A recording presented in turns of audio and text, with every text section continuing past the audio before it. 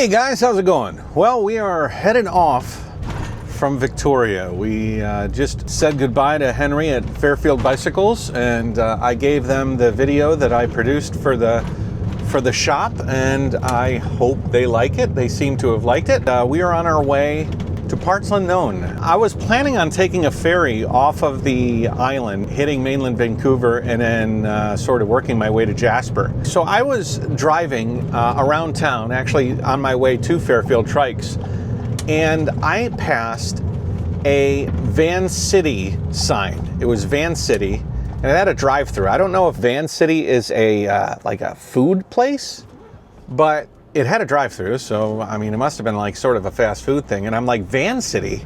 That sounds like a guy, Chrome, and his dog Cruz, who live in their van, and they have a YouTube channel called Vancity Vanlife. And I thought to myself, I always thought it was Vancity, like his van is a city, but it's actually Vancity, Vancouver City. And then I was like, wait a second, he might be around here. And then I said, wait a second, maybe I can reach out to him. So I made a comment on his most recent video, which is just a couple of hours old, and he's got a shop north of Nanaimo, and it's about 2 hours north of here.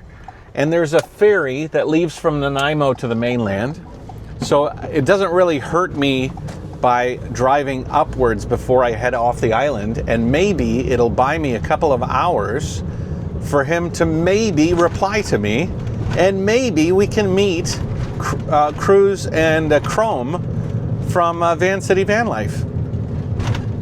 So I'm on highway, I think it's Highway 1, and I'm just gonna slowly work my way up. I wanna get a lunch. Oh yeah, here we go, here's Vancity. See, Vancity. And it has Murphy wall beds of Canada. So I was like, well, this place is specialized in making vans. But I think it's a bank or something. Vancity Bank. Yeah, drive-through ATM. I didn't see the ATM part. All I saw was drive-through. That's funny. So yeah, I would love if he was going to reply, but you know, obviously he probably gets a ton of people messaging him and wanting to meet. But it would be neat. He has his own van shop now. This guy started off, I mean, he's got a cool story. He's a middle-aged fella who was living out of like an Econoline style van build that had evolved over time, but was still sort of like a rough build, you know? And he was living out of his van, and he's got his dog named Cruz, and he's just a happy guy. He shares his life honestly, he shares his life truly, and that's kind of been my whole MO. And I've always felt like I kind of shoot myself in the foot by not being like some sort of over-the-top personality. Oh, wow, this is jumping off of cliffs and stuff. And here was this guy who built this van and was living out of it and just having a good life. Yeah, struggled, but also shared everything. And his MO, modus operandi, was very similar to mine. And I was like, well, if he can do it, then I can do it, you know? Obviously there's some cyclists that do this, and then, vloggers in general that share their life, but it's a harder road to sow. It's much easier if you're like this crazy personality, and maybe you're doing like crazy, like goofball stuff, and if you're like insanely attractive, and he's not like Brad Pitt, neither am I. And to see him be successful, because his YouTube has been really successful. He gets a lot of views. People really enjoy watching his journey. And I was like, you know what? It would be a shame if I left this area and didn't at least say hi. I think he'd really enjoy looking in the van too. So yeah, we're gonna head up island. I'm gonna take my time. Like I said, I'm gonna get some lunch, and hopefully he responds, because that would be really neat to meet up with Chrome. Come on, come on, come on. Ay, ay, ay, ay, ay. Good God, lady. You just made a bigger mess than you could have. This camper was trying to pull over, and this lady was trying to be nice. Canadian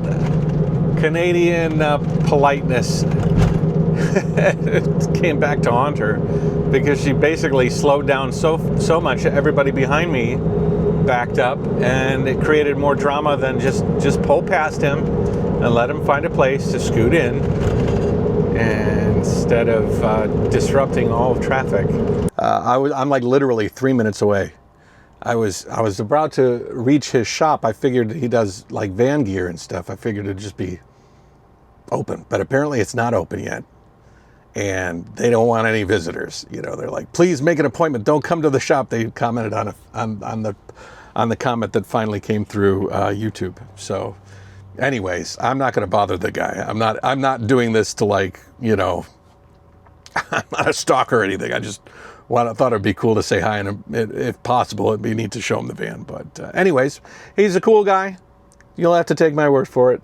I'm not going to continue 3 minutes down the road, and I'm not going to let you know where it is or what it looks like, because I don't think they're really interested in that, letting people know. So I guess we're headed to the ferry. We're going to get off of, is that a, yeah, that bird up there is a bald eagle landing in that tree.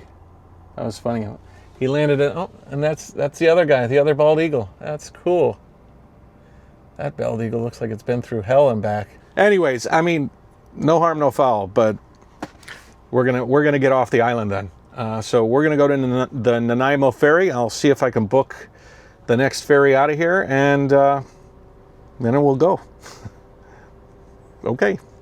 So I'm near the ferry terminal to leave the Vancouver Island and head to the mainland, and I found something kind of scary. So my wheels have been like sort of making this rumbling noise, and they've been, and I thought that was just my tread, and it sort of was my tread, but it was my tread signaling me that I have a really big problem. So if you can see here, you see how this tread is bulging up? The wheels are really, really starting to pull apart. And that is not a good sign. So on the other side, it's even worse.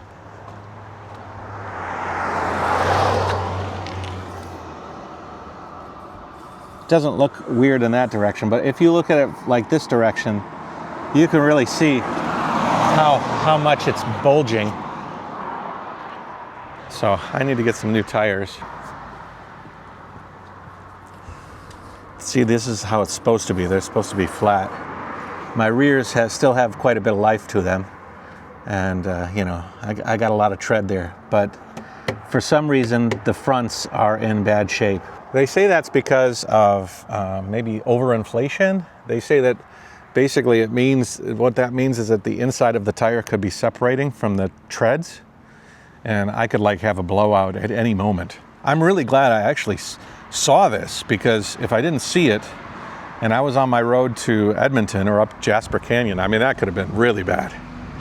But we'll get them rectified. At least we'll repair the front two.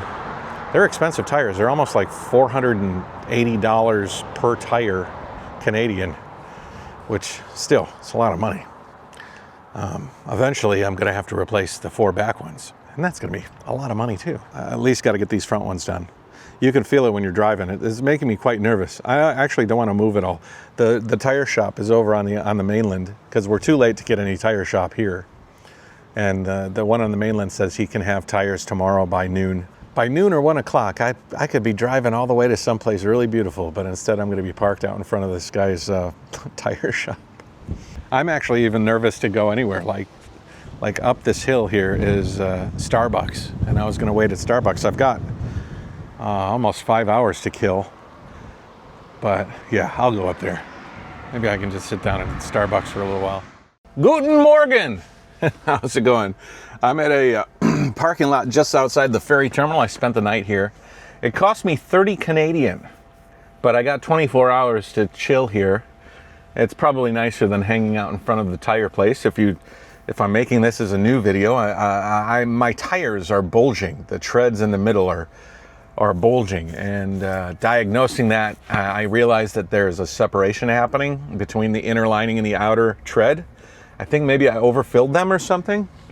Whatever the case, I'm fearful of taking a long trip. So I took the ferry over across, after getting turned away at the Vancity Vanlife van toys shop. There's a YouTuber who I had been watching for a long time, and I didn't realize that he was so close when I was leaving the island, and I was like, hey, maybe I could stop by. So I tried to visit his shop, and I got turned away at the last minute. Fairly forcefully. I'm not being rude, but it was like, don't come by here. You have to set up an appointment.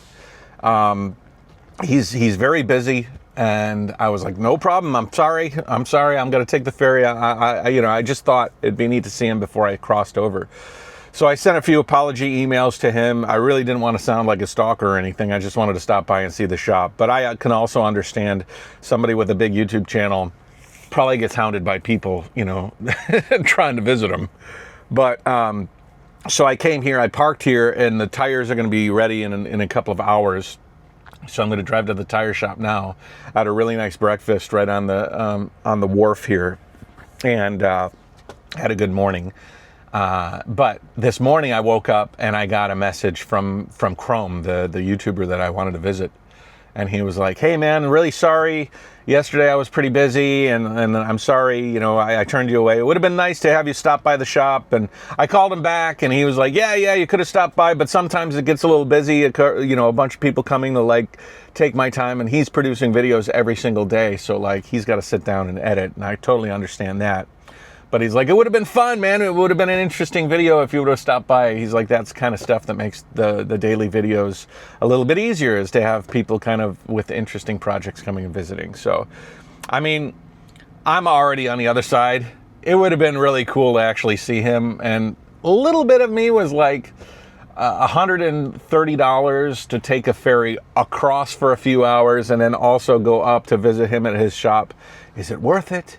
Is it worth it to turn around and go back?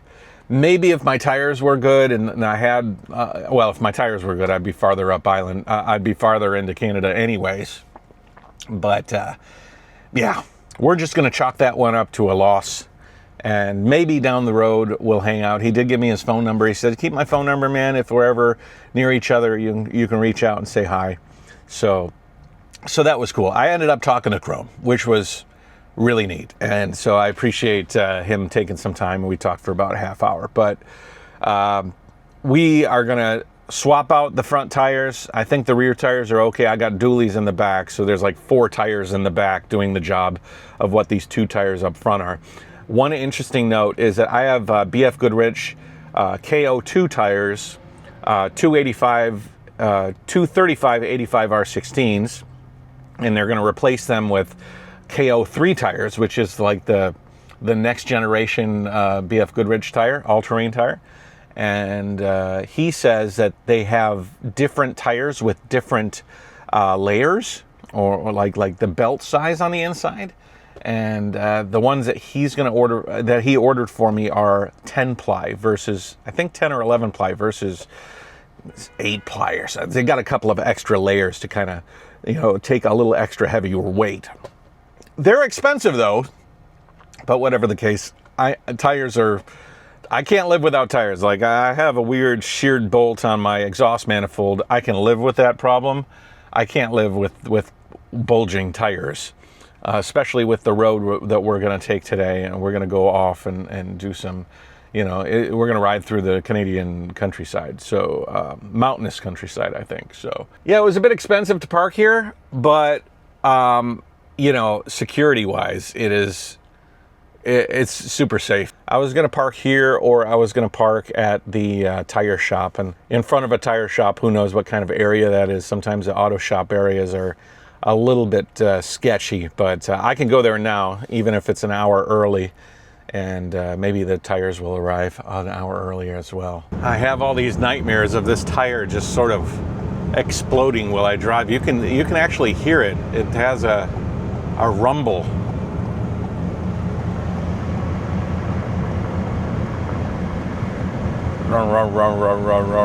You can hear it, and if you look at it and feel it with your fingers, you can feel the tread, it's randomly bulging all the way around both front tires. So I certainly did something wrong with my tire maintenance.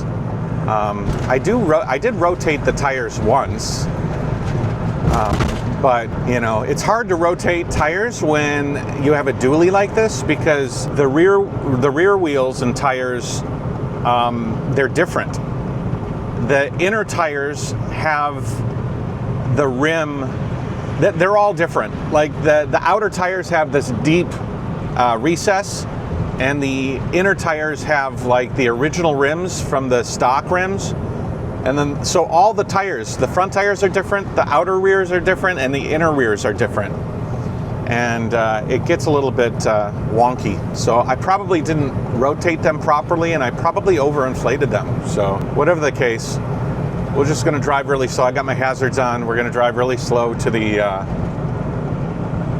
shop, and then we'll just park there and see if we can get them repaired. Yeah, I'll be up into these mountains here today. And God forbid I have some bad tires and I end up creating a real mess of the van, and a mess, you know, potentially hurt somebody else. Who knows?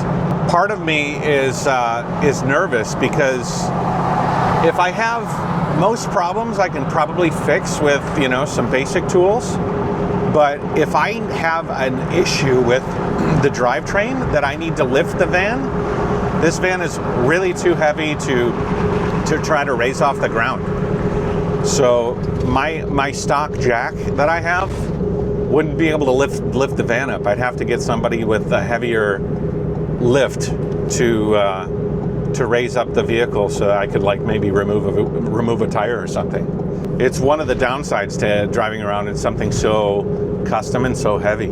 It's only a 15-minute drive to the tire shop, so we'll just drive there and see what they say. I'm very curious to see what they say, and maybe they can help me prevent something like this from happening in the future. A lot of this van build has been a lot of trial and error and learning, making some mistakes, and then finding people who are professionals to kind of say, you did this wrong, or you need to do this in the future. So anyways, I'm really glad that I was able to do this. I mean, more than really glad. I had to get this done. There was no other choice. So I'm going to sit in the waiting room and let them do their thing. That's what every tire looks like on the inside. Yeah. Right? Yeah. Like, Okay. no matter what. Now, if you've driven on when it's flat or something else has happened and it's caused the sidewall to break down, that's when you get all the dust and like all the rubber particles in it. But other than that, this is going to look pretty much like that. Well, these are mine, right? Those are the ones going on. It's like these three are sticking out. Yeah. That will. I wouldn't think we'd see anything on the inside. You never know. Okay. Right. So what happens then when that happens? Is it like, I heard it was like delamination or something? Well, it could be delaminating. That's a possibility. If it was on the edges more, I'd be more suspecting like of the suspension being worn out. Yeah. Right, but it's in the. It could be just it's starting to separate. Yeah. It's really tough to say. Good to replace them. Yeah, I'm not going to deny that at all. Okay. Yeah, you need the big jack for this one. Yeah. It's not small. Yeah. The interior is beautiful. You like it? You did a great job. You yeah. drove it, right? Yeah, I pulled it. How bad are these? They're pretty bad. Right? They're pretty bad. Right? Was this because I overinflated? What was the reasoning? Why would they be so poppy? If it was just one, I'd say it was a defect, but they're both fronts are fucked. When did you do the struts? Jeez, like almost 3 years ago. Could be the struts. The strut's causing the problem? Yeah. Because it's too rigid? Yeah, they're moving too quickly, so the tires wearing in some spots more than others. So I'll have the same problem again? Possibly. I would do an alignment. This was a big problem coming, right? Like this could have been a big problem. Yeah. Yeah. You could feel it, like when you're driving on the street. Yeah, you felt it when you were pulling it in. It was I didn't crazy. feel it pulling in because I was going so slow. Yeah. But no, you definitely feel that going down the road. Yeah, I was like super nervous. Typically, coupling like that is to do with suspension and alignment. There's so many things that are causing the tire to move in different ways. Yeah. And it'll wear it funny. Okay. Well, how much more time do I have on the rears? Just to give me your thoughts. They're okay, right? They're worn, but they're not they're good. They're good. Fine. Okay. I would say you've probably got another 2 seasons. Okay. Yeah. I'm assuming you drive those tires all year round? A lot, yeah. So yeah, I would say easily another year, maybe 2. Okay. Yeah. I like that, like, clear explanation, friendly attitude, and my brake job's okay. I did a full brake job before I left. I did rotors and brakes, and then I drained the differential, and I did a full brake bleed as well, and all of that was good, which is good. But he says that maybe that was caused by the struts and shocks and springs being too tight and not rated for the amount of weight that I ended up putting on that van, which is interesting. So I'll go back to Agile and maybe talk to them about it. I'll see them in a few weeks, actually, when they're in Bend, Oregon. And maybe I can talk to him and ask him about it. Yeah, we'll do it on this side because the light is there.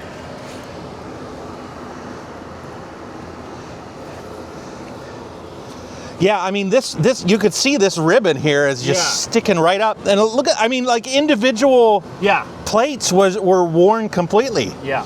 I just don't understand. Wow. I don't understand how the hell that could happen. Like I said, I would say probably suspension. Yeah. Yeah. Well, I think the car's it's gonna drive a lot better now. Oh, it's gonna feel amazing. It's gonna feel like a dream. Yeah. Cool, man. Thanks. Not a problem. I appreciate it. Yeah. That's awesome. Sorry to bring it up. And there's no way you could see from the inside. No. The inside's actually good. Like, the tires are in good condition minus that. Right?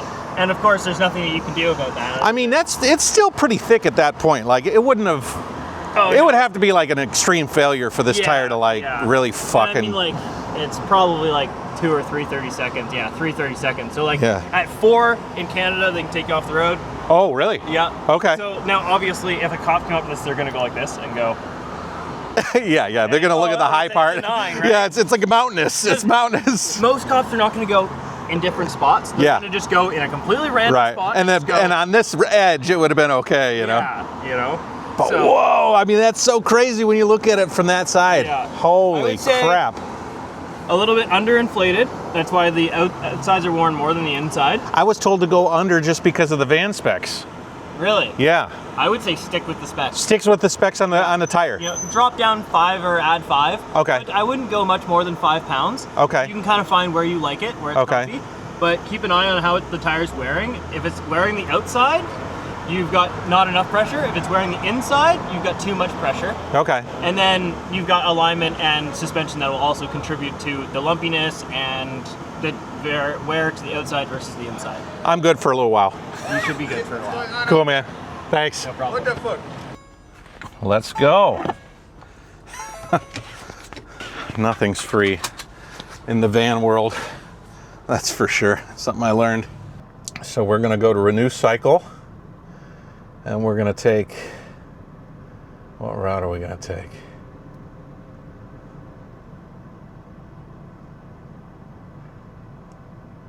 I think we're gonna go to Cranbrook here, and then we're gonna hang in north.